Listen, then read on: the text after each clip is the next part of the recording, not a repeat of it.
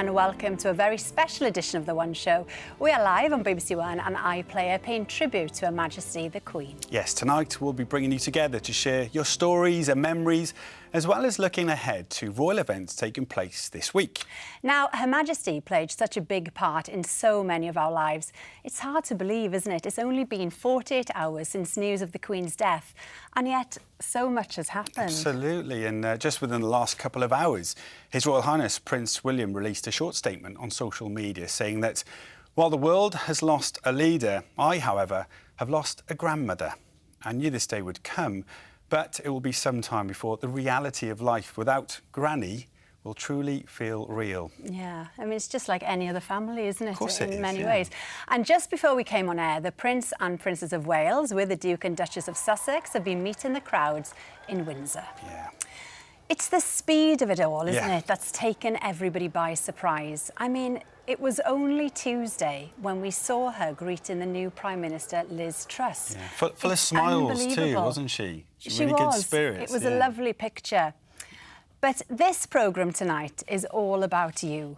And actually, we are going to read some of your comments now, right? Yeah, then. been Here coming in we go. all day, haven't they, Al? They have. So the first one is from Margaret. In 2002, during Her Majesty's Golden Jubilee tour, she visited Buryport in Carmarthenshire. All the school children were taken to the harbour. My daughter Stephanie asked me to get some flowers to take and give her. I didn't have any at short notice, but did have a Welsh brass love spoon, which I quickly polished up. Stephanie was brought up from the crowd to present it to Her Majesty and shook her hand. Mary says, I was awarded an OBE for services to the environment by the Queen in 2009 this year. She says she was so interested in my work, asked so many questions and told me I would never be out of work. I took my late parents with me. My dear dad, who was in his 80s, said it had been the best day of his life. I bet it was as well. And Sarah says, I was on holiday in Balmoral when the Queen's protection officer asked us to wait while she walked past with her corgis. She stopped and apologised for spoiling our walk. And I bet the wait was quite a long time because she had many, didn't she? She could have been taking all of them on the walk. This is good from Mike. He says, when I was courting, my future mother-in-law wouldn't let me into her house, so I would wait outside on the pavement for my future wife, Pat.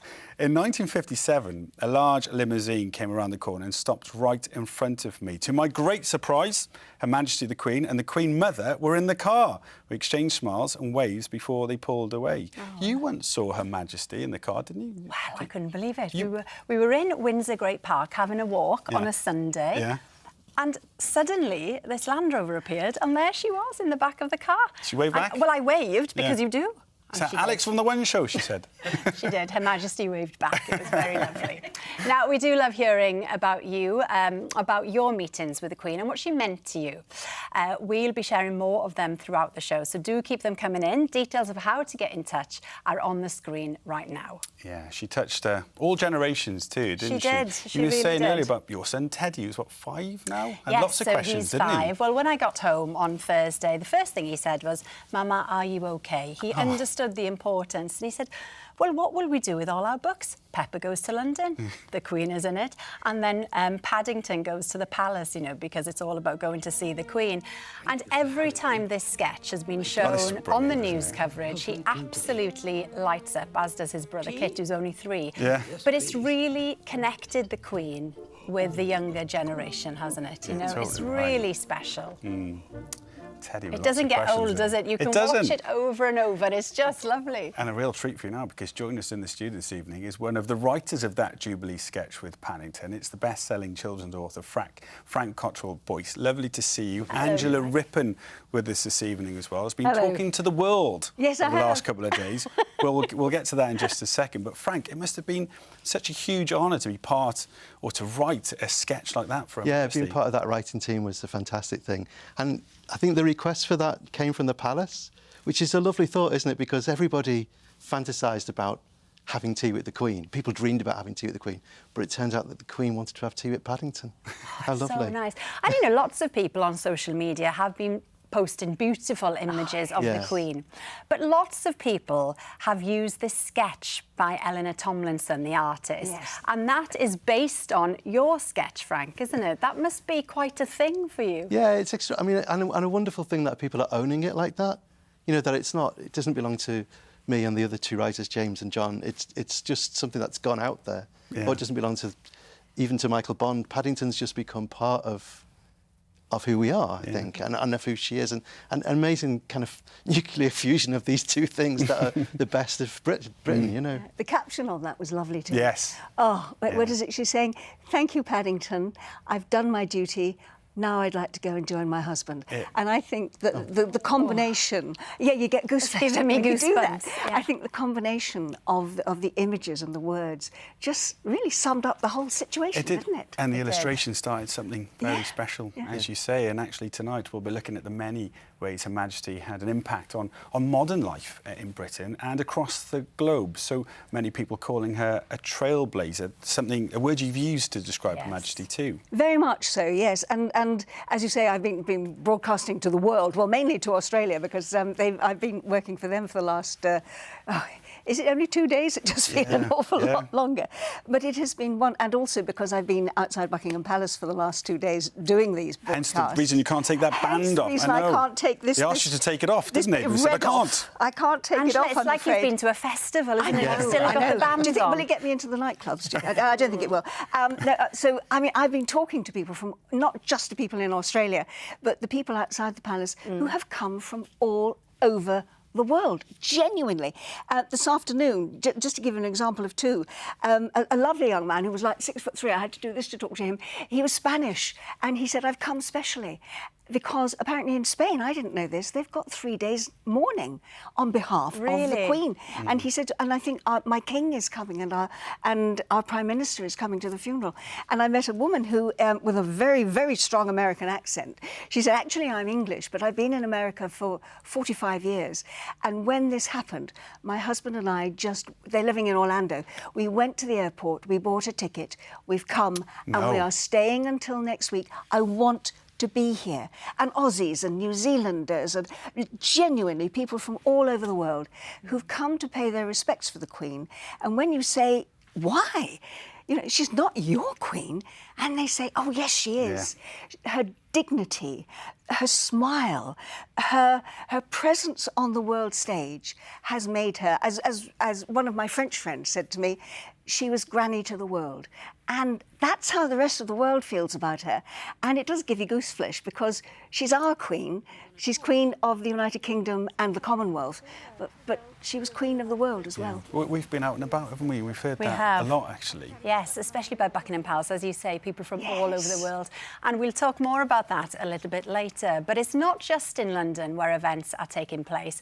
There's lots going on all around the UK. And Rav Wilding is at Hillsborough Castle, the royal residence near Belfast, ahead of the Proclamation of the King ceremony that's happening there tomorrow. Hiya, Rav. And it looks like there's quite a crowd there now, even this time of the evening. Hey, Alex, you're absolutely right. You can see there the crowd is still there in their numbers. There's no sign of it slowing down. If you just look at that gorgeous building just behind me there, that is where that proclamation is going to take place tomorrow. That's where the people of Northern Ireland are officially told that King Charles III is indeed the new king, the new sovereign of this nation. It is a beautiful building, but I'm sure you'll agree the scenes are beautiful as well. These crowds are constant throughout the day, every age, every generation, all for a common purpose, to pay their respects to Her Majesty. Yeah. There is a lot going on around the UK over the next few days. We'll let you know exactly what's happening later on in the show. But first, Her Majesty went to so many official engagements during her reign, meeting people across the UK, the Commonwealth and around the world. Yes. Have you ever met her, Geth? Oh, I did actually. It was Her Majesty's 80th birthday, party in the park. There I am with the Blue Peter gang, dressed as a member of the famous Five. I am lost for words. It's the first time I've seen this. I haven't seen this for a long time.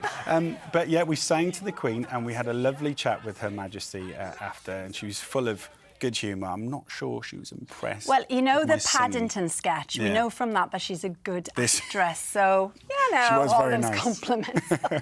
Well, lots of you were lucky enough to meet her and experience an unforgettable royal encounter.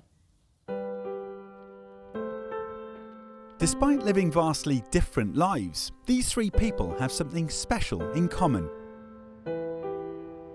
They have all met the Queen and have a photo of the experience they will treasure forever. So many emotions are going through your body and through your mind, and I just wasn't aware of the cameras or anything. In 2018, Dr. Leanne Armitage was selected as one of 61 young leaders to receive an award from the Queen. After my second year of medical school, I realised that there is a massive lack of diversity. And so I set up a medical outreach programme to go into schools to inspire students from underrepresented backgrounds that they too can go on to become doctors. Being presented with an award by Her Majesty the Queen for my medical outreach programme was absolutely magical. Leanne Armitage. I just remember thinking, I'm wearing these really high heels, I better not trip over when I'm curtsying before her. I was towards the end of the queue, so I was thinking, whoa, by the time the Queen gets to me, she's going to be tired. But actually I was so amazed because she even recognised me, because a video was played beforehand with some of the awardees, and she said, I recognise you. I was blown away. I actually said, you recognised me. She just smiled and told me to continue my good work. I look at that picture every morning and I think, wow, what are the chances of that a young girl from a single parent home in Peckham would meet Her Majesty the Queen? It was a huge moment for me. It was the greatest honour of my life. After all, the Queen doesn't come to visit every day. In 2009, Her Majesty and Prince Philip visited Fulton Umbrellas in London. The company has supplied the royal family with brollies since the 1980s. Nigel Fulton is the MD. The Queen's favourite umbrella is the birdcage umbrella, so we decided to lay out a whole row of them in the various different colours for her. Something the Queen would have appreciated, as she ordered them in all sorts of colours to match her outfits. On the day, Nigel had to work to a tight schedule. We were told beforehand that the Queen would arrive at a certain time and leave exactly 45 minutes later.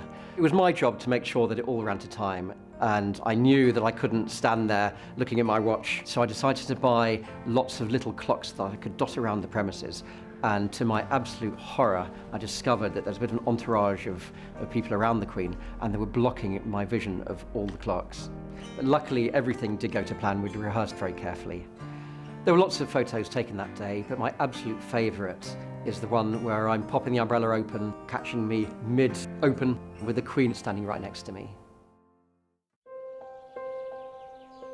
There is a tiny part of you that thinks about how the dog would behave. I just hope she's going to be good when the Queen comes in. Kate Bosley is partially sighted. Her picture was taken in 2019 when the Queen visited the Royal British Legion Industries, where Kate works as a volunteer. The Queen pulled up on this road here. The charity builds accommodation and provides support for veterans with mental and physical injuries.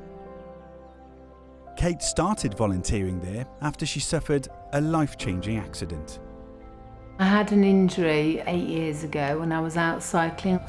My sight was damaged during the head injury, so I see normally in the left side and blind completely in the right. And that's why I have a guide dog. We do everything together, me and Phoenix. And that included meeting the Queen. I was a little bit worried just in case she wanted to sniff the Queen, or she is after all just a dog. When the Queen came in, she lay down at my feet and went to sleep. And the Queen then came to me and she leaned forward, smiled and said, I think your dog is bored meeting me, don't you? And had a little laugh. But then the Queen focused on me, not the dog. Not everyone does that when you've got a guide dog. I was impressed because the Queen really listened, and that had a huge impression on me. That particular photograph of me shaking hands with the Queen and a lovely picture of Phoenix makes it a very special photo. That is a lovely photo, isn't it? It is. Yeah. And do you know what? I always wondered where the Queen got those umbrellas from that matched the outfits, and now we know. Now you know. Now we know. A lovely photo. It talks a lot about her sense of humour and how special she made people feel, including Rosemary here, who's written in to say, I went in to see her arrival at Bristol Temple Meads train station. When she approached, I gave her a bunch of roses and her eyes lit up. Oh. You'd have thought she'd never been given flowers before. And Gordon says, I remember an extremely hot day when my fellow guard and I heard the crunch of shoes beside us. We came to attention and a footman appeared holding a silver tray with 2 glasses of orange juice. He said, Her Majesty would like you to have a cold drink. It was a total surprise and we were so grateful. Thank you, Your Majesty. That's Thank you, lovely. Gordon.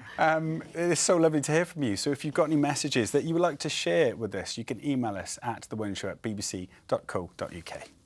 Now, it's been a day of mixed emotions because although people across the nation are continuing to pay tribute to Her Majesty, today was the proclamation of the King. Yes, it's a huge moment in history and it was shown on live TV for the first time ever. BBC Royal Correspondent Johnny Diamond is at Buckingham Palace. Thanks for joining us this evening, Johnny. One thing a lot of people have spotted that the flag has been at full mast today. Just to confirm, this is not a mistake. No, it's not a mistake, and it's because of that ceremony that happened, about 10 minutes walk away from here at St James's Palace. It's a meeting of what's called the Accession Council. It's the great and the good of the land, the high and the mighty get together and they make a formal declaration that the King is the King. He, of course, was the King as soon as the Queen died, but the formal declaration is part of the ancient traditions, and they all get together, they make the declaration, and then one of them comes out, a man called the Garter King of Arms, and he comes out all dressed up in a gold tunic and makes a public declaration that the King is the King. And the flags stay at the top of their flagpoles until 1 o'clock tomorrow, and the reason for that is that in Cardiff, in Edinburgh and in Belfast, the same proclamation will be made at midday, and then an hour later the flags will go back to half-mast in respect and in mourning for the Queen. And Johnny, it feels like a lot has happened over the past 48 hours, but there's still a lot to come. Can you run us through now then the schedule for the next few days? Sure, there is an awful lot to come, and the first focus, I think, will be on the Queen herself. She's currently at Balmoral. Tomorrow she'll make a long 6-hour journey through towns and villages and cities in Scotland by car as her coffin is taken to the Palace of Holyrood House in Edinburgh. There'll be time for her staff to pay respects there. It will then be transferred to St Giles Cathedral, a short service there with the King in attendance, a time then for the Scottish people to pay their respects. Then on Tuesday it will be flown from Edinburgh down to London. Princess Anne, her daughter, will be with her as she makes that flight to London. The coffin will come here to Buckingham Palace. It will stay here overnight, and then on Wednesday a procession attended by members of the royal family, some on foot, some in cars, will make the relatively short journey from that palace to another palace, to the Palace of Westminster, where the Houses of Parliament are. And there the coffin will be for 4 full days, lying in state in Westminster Hall, the oldest part of the Houses of Parliament, and the time when the people of the country can pay their respects as the Queen lies in state. The funeral itself, a state funeral, will be held on Monday the 19th, and that's been declared a public holiday so that people will be able to watch the funeral and spend time as the Queen has her final period outside Windsor. Thank you, Johnny. I think, Johnny. you know, like so many people will be interested in that journey over the next couple of days, and it's nice to get that cleared up there. Well, Johnny was just talking about official events taking place, but actually there are lots of lesser-known rituals and traditions that we've been reading about today. They date back centuries, actually. The official beekeeper, John Chappell, travelled to Buckingham Palace and Clarence House on Friday to inform the palace hive that the news of the Queen's death. Now, apparently, and this is lovely, black ribbons are placed on the beehives before informing them that the Queen has died and that the King would now be in charge. Yeah, and it's reported that he tells the bees to be good to their new master. I'm thoughtful. Lovely. Well as a loving mother, grandmother and great-grandmother, or Gangan, as she was known to her great-grandchildren, Her Majesty the Queen was also a trailblazer for women all around the world. Yes, Angela has been taking a look back at some of the iconic moments that made millions see her as the ultimate feminist. When Princess Elizabeth became Queen at just 25, few women held positions of power. As we look back on the life of Queen Elizabeth II, I see a strong and a powerful woman. Now, she was never outwardly a militant feminist, but she was her own kind of feminist, someone who did an enormous amount to normalise the idea of a capable and decisive woman who was in charge. During the nation's darkest hour, Princess Elizabeth's feminist spirit became apparent. The Second World War gave women the opportunity to take on traditionally male roles. The young Princess Elizabeth was no exception. In 1945, aged 18, she joined the Women's Auxiliary Territorial Service, known as the ATS. She trained as a mechanic and a driver, becoming the first and only female member of the royal family to serve a full-time active role in the armed forces. And this is the actual uniform that she wore when she joined the ATS. Now, it's reported that her father, King George VI, had real reservations about her joining the army, but the young princess was quite determined to do her bit for the war effort. Her and thousands of women like her, including my mum, who also had a uniform like this. Pat Caldecourt served in the ATS, doing the same job as the princess. This is when I first went in. Why did you want to join the ATS? I got two brothers, so I was going to be at home on my own. I didn't want to go back into an office, and certainly didn't want to cook. So I joined the ATS. So how did you feel when you realised the Queen was doing exactly the same as you were doing? We had a great respect for her as a person, because to be able to do what she wanted to do, I think it helped some of us, you know, ourselves, to sort of be firm, as it were. Like Pat, what the Queen learnt during her time in the ATS stayed with her. She was often seen behind the wheel. The Queen was a lifelong member of the Women's Institute, joining the Sandringham branch when she was 17, at a time when the WI was campaigning for equal pay for men and women. Annette Smith has been a member of the WI since 2007. When the Queen opened the WI's centenary celebrations in 2015, Annette was in the audience.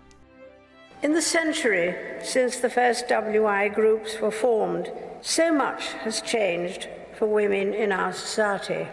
Women have been granted the vote, British women have climbed Everest, and the country has elected its first female Prime Minister. Would you say she was a trailblazer in her own way? Oh yes, I think so. She has become such an icon throughout the globe. In 2011, the Queen took a huge step in modernising the royal family, helping to overturn a more than 300-year-old law that favoured men in the royal line of succession. The new law stated that the firstborn child of the reigning monarch, whether male or female, would now ascend to the throne. It encourages us to find ways to allow girls and women to play their full part. It's obviously going to be quite some years before we have another female monarch, but any future queen, like so many of us, will be able to take comfort and, yes, inspiration from the trailblazing leadership of Her Majesty, Queen Elizabeth II. And you know, I think that is one of the many reasons people are feeling so sad, is because we will never see a queen again, and many generations after us won't see a queen again. And the anthem changes too, doesn't it? You know, I think that's going to be a shock, isn't it? Yeah, absolutely. For a while at least, yeah. The inspiration was a word there, Angela. And you were talking earlier about speaking to your friends, broadcasters around the world.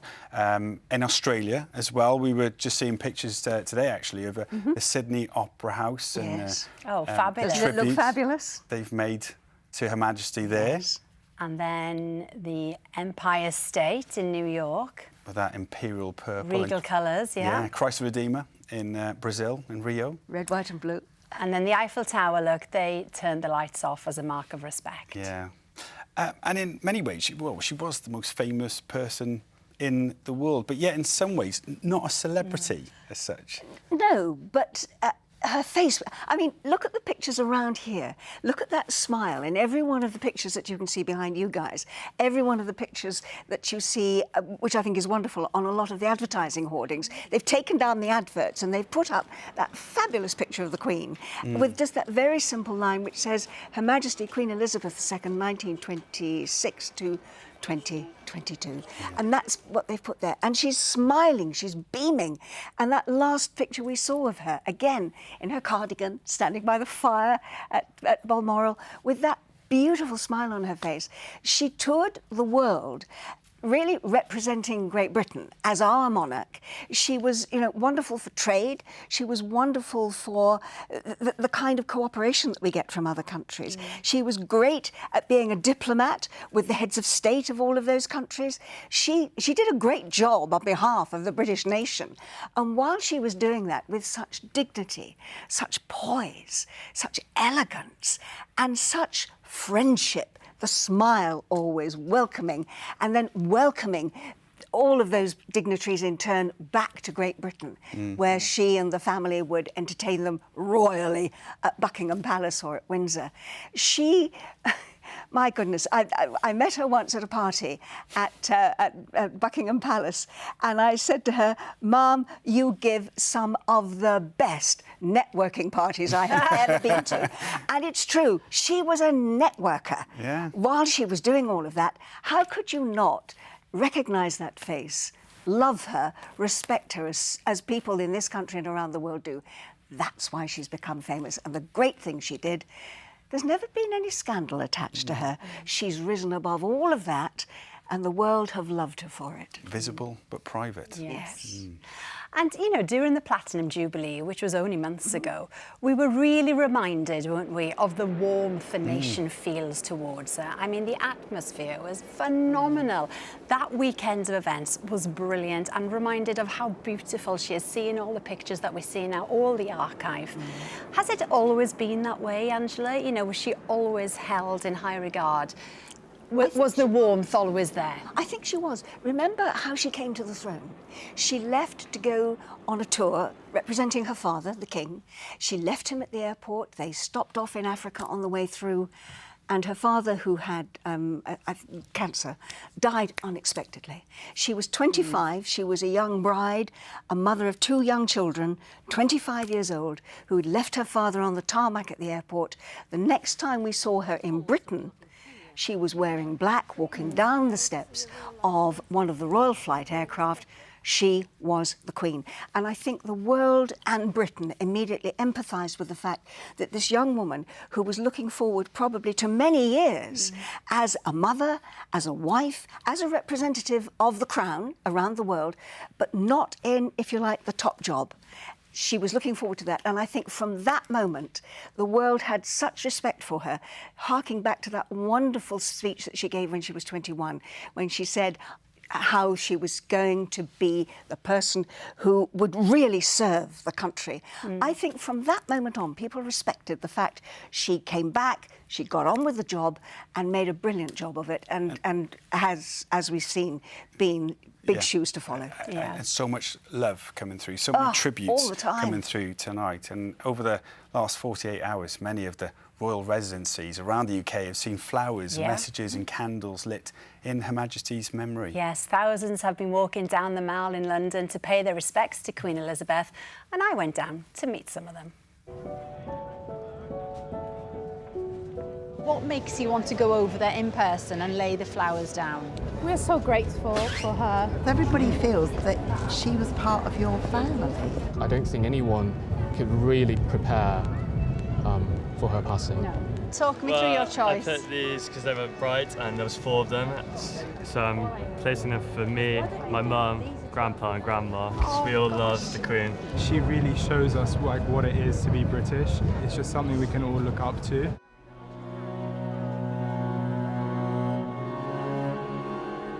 Made the journey to come. We live in Blackpool, right? So we've arrived this afternoon and we wanted to come first thing, just pay our respects.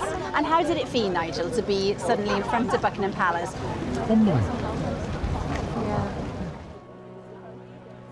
You're a teaching assistant in a school in London. And how did you broach the subject of the passing of Her Majesty the Queen? The head teacher led the assembly and asked who knew if the Queen had passed away. Almost everyone raised their hand. And he burst into tears then. And yeah, the children were very, very much respectful. What do you think of the fact that the Queen's died? Sad. Very sad? Very sad. Did they talk about it in school today? Yeah, we looked. Yeah, they talked about it lots of videos. Watch a video. Why do you think it's important to bring the boys then? I've sort of taken her for granted as an amazing female role model, and then these boys are just going to have queens for the rest of their life, and I just want them to kind of appreciate the fact that they've had a queen and feel grateful to her. The last time I was here was the Platinum Jubilee. I saw the Queen on the balcony, and it was almost like we got our chance to say thank you to the Queen before she passed away. So you've brought Paddington. So cute. Yeah, he is cute. You place Paddington. Do it together. Okay, come on. Let's put Paddington in. Does it feel special to be here? Yeah, it is really nice to come up because the whole country loves her so much. Yeah. The smell of the flowers, honestly, is hard to explain, but it's not overwhelming. It's beautiful and just sort of it's quite quiet here. I've never ever attended anything like this. No. It's sad, but it's special. Yeah. For lots of reasons. Weren't we lucky to have her? Weren't we lucky? Absolutely. Oh, I tell you what, those little triplets in yeah. the blazers. Yeah. And it's lovely how parents are taking the children down because it's a moment of history, isn't it? And speaking to the teaching assistant who said how they were approaching it in schools, and lots of schools apparently having a special assembly on Monday. All right. Yeah. Okay, yeah, but interesting. Thank you for your messages that have been flooding in this evening. Would you like to do This is a brilliant one. Yeah, you like this one. Now then, back in 1966, you'll enjoy this, Frank, I was taking a group of children on a sponsored walk around Virginia Water in Windsor. A lady approached on horseback and said, "You have your hands full." As I was giving the children their packed lunches, I told her it was a sponsored walk, and she replied, "Well, if I had some money, I would give you some," and she wished us luck. As she rode off, my friend pulled my jacket and said, "Do you realise that was the Queen?" To this day, I still feel very guilty for not acknowledging her correctly. Stephanie has sent us a picture of her dad, who received an MBE for 50 years of youth work. She says he was so proud to meet Her Majesty. Trevor says, back in the early 2000s, the Queen opened our new security office. After the ceremony, she was driven round the grounds in an open-top car. My colleagues and I were a little cheeky. When we got away from Her Majesty, we ran to the next road and we got waved at again. You would, wouldn't you? Even if she worked out we were the same people, she still waved to us 3 to 4 times. Lovely. Yeah, sounds like they covered a few miles there on foot, didn't they? Yes, absolutely loving your messages, your stories of the Queen. We heard so much from world leaders and officials and politicians over the last few days. So it's really lovely to get a sense of what she meant to you. So if you haven't been in touch yet, there's still time. We'll put the details on the screen now. Please get in touch. Email us when you can. We're about to hear from 3 people who enjoyed a very personal appointment with the Queen. Artist Adebanji Alade went to meet them to discover why they were under a lot of pressure to receive the Royal Seal of Approval. Since her first portrait at just a few weeks old, Queen Elizabeth II has become one of the most recognized monarchs in history. Today, I want to create my own unofficial sketch of Her Majesty. To get some inspiration, I'm meeting 3 artists who have already painted her. Miriam Escofet recently completed her portrait. When the Foreign Office wanted to commission a portrait of the Queen, they went to the National Portrait Gallery to ask their advice. That led on to me getting the commission. Did you experience any nerves? I mean, yes, it would be ridiculous to say I didn't experience nerves. I mean, you know, there was a lot of nervousness in the whole process, but I was given free licence, really. And I was even allowed to choose what the Queen was going to wear for the sitting. Did you have a good chat? Yes. It's important to have that interaction, and she struck me as incredibly down to earth. I spent some time Googling how one curtsies because it's not something I've ever done in my life before. Yeah. Tell me about the unveiling. Yes, so the unveiling became a bit of a saga, of course, because of being in lockdown. So normally there is an unveiling ceremony at which she turns up. Yeah. In a royal first, Miriam revealed her portrait to the Queen on a video call. Yes, the last time I saw you said it was going to take you some time to finish. I did, yes, and it did. Well, I'm glad you've had a chance to see it. Queen's very diplomatic, but she looked very happy, and you know, she was very smiley and looked very relaxed. Emerging young artist Alistair Barford was still an art student when he was asked to paint Her Majesty in 2015. So how did you get this commission? The first I heard from it was an email, and I thought it was just like a sort of spam. Yeah. So I was pretty shocked, and then I was very anxious about it, but I think if you want to be a portrait painter and you're asked to paint the Queen, you kind of paint the Queen, don't you? Yeah. Did you get any sit-ins with her? I was taking sketches as she walked past me, so I literally had about 30 seconds with her. Oh, how were you able to then produce this stunning piece? I had about 2 weeks to get the painting done. Only? With quite a few mishaps when I put it outside in the sun to dry, and a baby seagull landed on it and walked all over it. Artists from across the Commonwealth have also been invited to paint the Queen. Ralph Haymans is an Australian artist who had the honour of painting her in the grand setting of Westminster Abbey in 2012. This particular place where she was crowned is very important for the Commonwealth. Each of those chairs represents one of the High Commissioners. How did you feel on the actual day? I mean, did you get any sleep overnight? Yeah, not much sleep, and I never put on a tie before. I had to put on a tie to go to the palace, so that literally took hours. You know, it was so jittery. And how was the Queen? She was amazing. I mean, she was wearing the robe of state, carried by footmen. You know, it was like the full theatre. It was incredibly exciting. I was told to say, "May I take control now, ma'am?" And I could not bring myself to say that. So, you know, I mumbled something. She understood, and we got down to the sitting. It's part of the fabric of the Abbey now, and it's, you know, it's a great honour. All of the artists I've met have had at least a few weeks to get their portraits right. I've only had a few hours, but I'm hoping that I've created a sketch befitting of Her Majesty. Wow. I can see she's got a visionary look to it, so I think that's really great. Yeah, it's awesome. Thank you. Can you imagine how nerve-wracking it would be to unveil a portrait you painted to the Queen? Oh, my goodness. But luckily, she's very good at making people, you know, she was very good at making people feel at ease, wasn't she? She was, and she had a twinkle. She always had a twinkle in her eye. She would always have a line to share with you, and she had a great sense of humour. I mean, I'm told by members of the household and the family who know her very well that she was actually very good at mimicking people as well, and did have a wonderful, wonderful sense of humour, and I think the family will miss that. Well, but you can see it in her face. And also proved that with the sketches that we'll talk about in just a second, of course, the scene with Paddington. But she did have a fun side. We're getting lots of messages about that tonight. This is from retired RAF squadron leader Al Barnes, who said, "I was 19 years old and an officer cadet at RAF Marham in Norfolk, and had been invited to join in with the airbase's 75th anniversary, a very wet day," he said. Yes, yeah. All the royals were in attendance, and we had very strict instructions on where to be.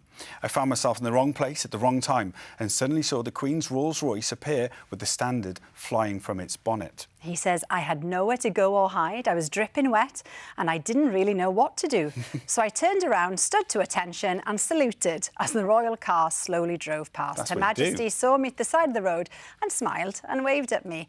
Then turned to her left and jabbed Prince Philip in the ribs to make him wave too. It was such a moment to remember." That is brilliant. I love that one.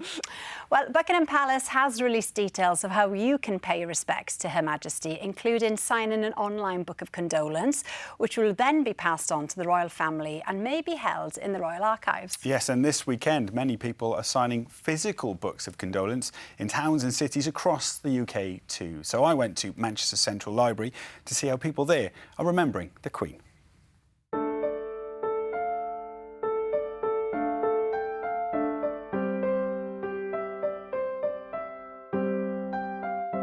did you write in the book? Would you mind sharing with us? Well, I was just writing that she had a great reign and she was respected by everybody, no matter what their opinions are. Well, my grandma passed away 7 days ago, and I feel like this is I was writing down this is coincidence that great people leave us at some times when we're not prepared.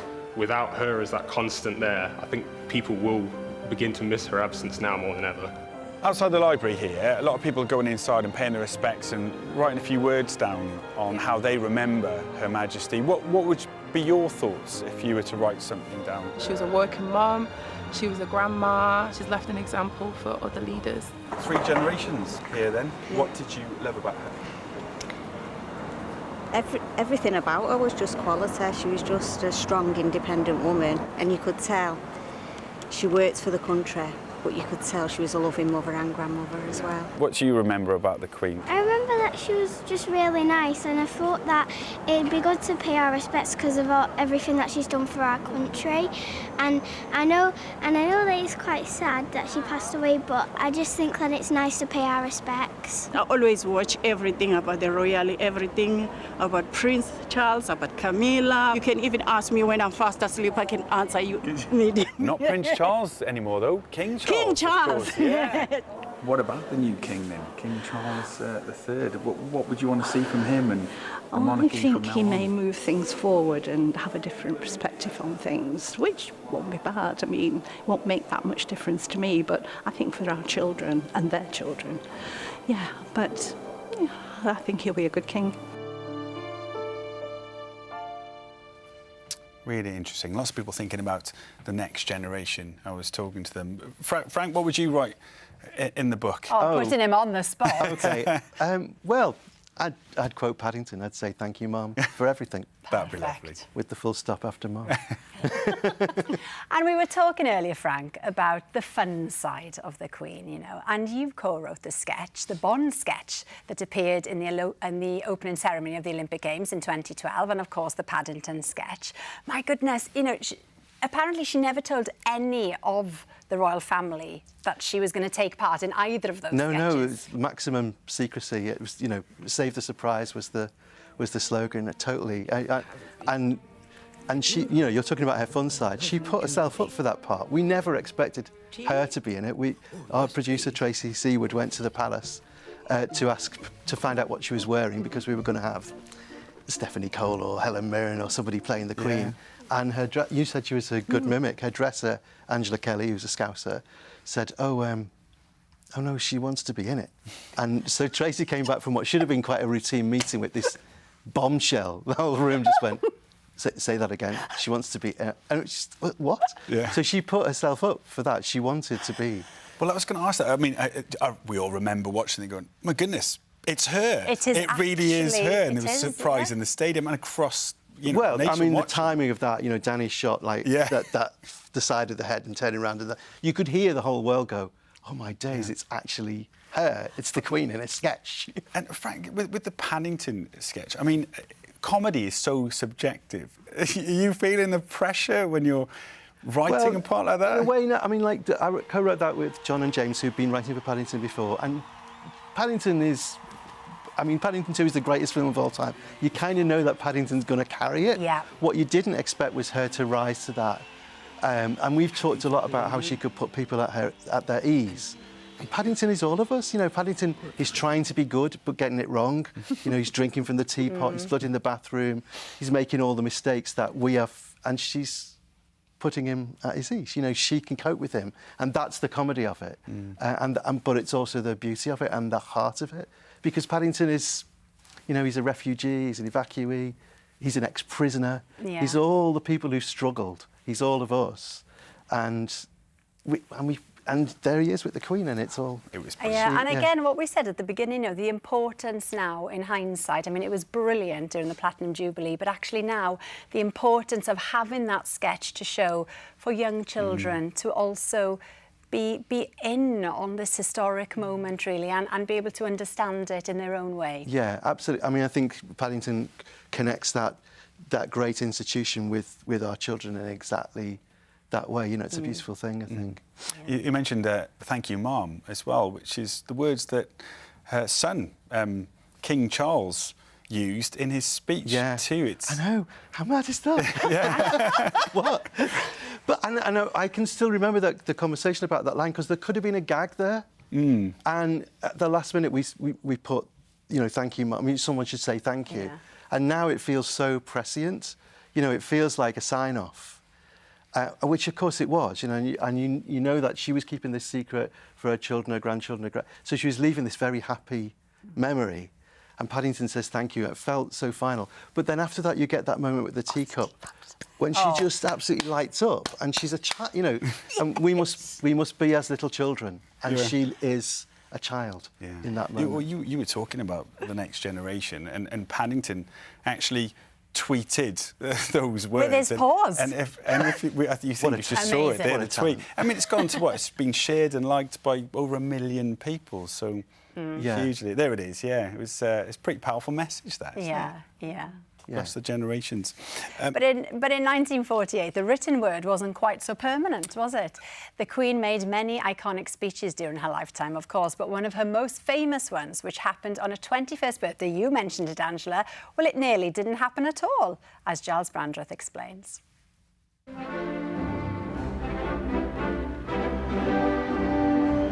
Princess Elizabeth became Queen at the age of 25 on the death of her father, King George VI, on the 6th of February 1952. But she first made her intended service to country and Commonwealth apparent 4 years earlier, on her 21st birthday. I declare before you all that my whole life, whether it be long or short, shall be devoted to your service and to the service of our great imperial family to which we all belong. But those words, which are forever remembered, very nearly didn't make it to air. The speech was written by Dermot Morra, and there's a personal letter from King George VI's private secretary that reveals that the speech itself went missing only days before the princess's 21st birthday. The Times reporter and journalist Dermot Morra was asked to write the speech, and his great-granddaughter, Livy Utley, still has the original letter of thanks sent by the royals. The letter containing the speech got lost on the white train, which is the train that goes around South Africa. And it was picked up by one of the train staff in the diner, and it went missing among the bottles. And that's how we come to this letter. Sir Alan Lascelles wrote to my great-grandfather to tell him that the speech had now turned up and to thank him for it. What does he actually say here? He says, "I have been reading drafts for many years now, but I cannot recall one that has so completely satisfied me and left me feeling that no single word should be altered." And does the letter reveal how the princess reacted to the speech? Yes, he says, "The ladies concerned, you will be glad to hear, feel just as I do. The speaker herself told me that it made her cry. Good, said I, for if it makes you cry now, it will make 200 million other people cry when they hear you deliver it. And that is what we want." In the aftermath of the Second World War, George VI, in a royal first, was accompanied by his family on a royal tour of South Africa. This was a happy time for the princess, but her royal responsibilities loomed. There were calls for independence within the Commonwealth, and so, on April the 21st, 1947, the princess famously dedicated her life to the service of Britain's empire. But what made this speech different from previous royal addresses, and why was it so important? The royal family had never sounded like this. This was a young, female, articulate and approachable person addressing a new global audience across the Commonwealth and addressing them as equals. The key word to me is family. The youth of the British family of nations, let me speak on my birthday as your representative. At the end of the speech, she makes a vow to dedicate her entire life, long or short, to the service of other people. God help me to make good my vow, and God bless all of you who are willing to share in it. And she's delivered entirely. She's the most travelled monarch, she's the most dedicated monarch. She's been to 116 different countries, and she has served in a continual and absolutely dedicated manner. To accomplish that, we must give nothing less than the whole of ourselves. There is a motto which has been borne by many of my ancestors, a noble motto, I serve. It's amazing. I can't believe that my grandfather wrote the speech which set the tone for the Queen's reign, really. I'm very, very proud, and I'm really glad that we've kept this letter, and I'll pass it on to my children. The historic speech could have been very different had it never been found on that fateful day. Its broadcast not only united nations, but declared a devotion to service to the people of the Commonwealth, in a reign that can now be remembered as the longest reign in British history. Gosh, the Queen's composure at 21, Yes. delivering that address to the nation. Incredible. Fantastic, yeah. Yes. Let's do some of your comments now. Yes. Anita has sent a photo in. She says, "This is me, age 7, giving her flowers to the Queen when she opened the new terminal at Edinburgh Airport in 1977. I don't think we have a picture, do we? My dad was the managing director. Such a lovely memory for me, especially as I very nearly didn't go due to nerves." Oh, we've been put off by the A lot nerves. of people would have felt like that, though, wouldn't they? I think so, It's the whole protocol thing. There's the picture. There we are. Lovely. Worth waiting for. Gorgeous. Deb, I was serving in the Women's Royal Army Corps based at Regent's Park Barracks. Here I am. I'm presenting her with a picture of herself during her time in the services. She's working on a Land Rover in her Auxiliary Territorial Service uniform. I was so nervous, I can't remember a word she said. A lot of people saying they're nervous in the lead up to meeting well, it's her, the and then they're whole fine. protocol, Yeah, isn't exactly. It? Just a mam rhymes with ham, jam, all of that. Ava's dad, Alan, has sent us this photo. He says, here's Ava celebrating the Queen's life for the Platinum Jubilee just a few months ago, of course. She wanted to dress up as Her Majesty as she was her favourite role model. We've had so many photos, we're trying to get them in order for you. PJ says, as operations manager for Brighton Pride, I was formally introduced to the Queen and Prince Philip when they visited Brighton in 2007. She asked me what Pride was. And when I explained, she was very interested and asked how many people took part. I told her over 60,000 people. She couldn't believe it. Both of them were lovely. Oh, thank you, everybody. Keep the messages Keep them coming. Coming indeed, yes. Now, as we mentioned earlier, King Charles III has officially been proclaimed king. Now, Rav Wilding is at the royal residence, Hillsborough Castle, near Belfast, not in Belfast, as we said earlier.